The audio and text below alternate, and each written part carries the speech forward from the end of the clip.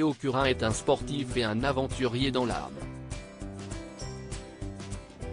Après avoir révélé sa force à de nombreuses reprises, il s'est confié à Pure People sur un sujet dont il a honte. Le champion handisport de natation a une phobie bien particulière qui le contraint dans sa vie à Paris. Il ne vit que pour l'adrénaline. Théo Curin est un sportif qui suscite l'admiration.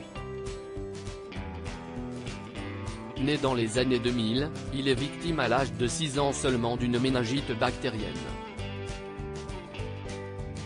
La sentence est sans appel, le jeune garçon de l'époque doit être amputé de ses 4 membres.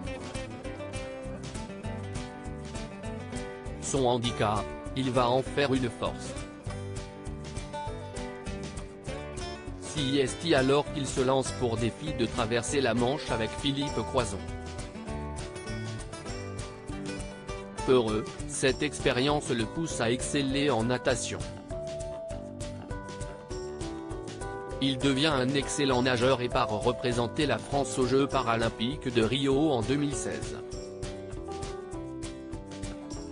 Il finit 4e aux 200 mètres nage libre et obtient la médaille d'âge aux 200 mètres nage libre durant les championnats d'Europe handisport.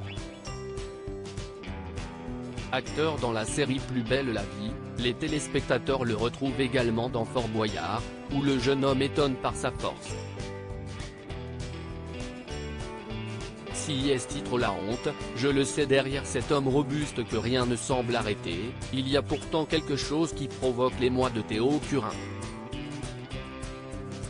Présent au 26e Festival international du film de comédie des Alpes d'Huez, il faisait partie des spectateurs venus découvrir le prochain film de Cécilia Roux intitulé Les Complices, avec, à l'affiche, l'humoriste Laura Felpin. Dans ce long métrage, un serial killer doit faire face à sa nouvelle phobie.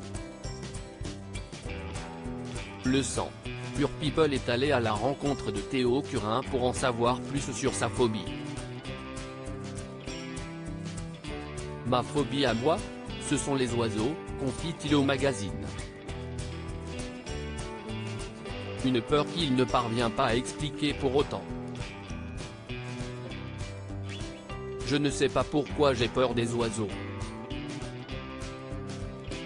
Je te jure, si titre la honte, je le sais, ajoute le champion de natation. D'autant plus que sa vie à Paris n'est donc pas de tout repos. Dès que je sors de chez moi, j'ai l'impression que je me lance dans une aventure de dingue. Parce qu'il y a des pigeons partout.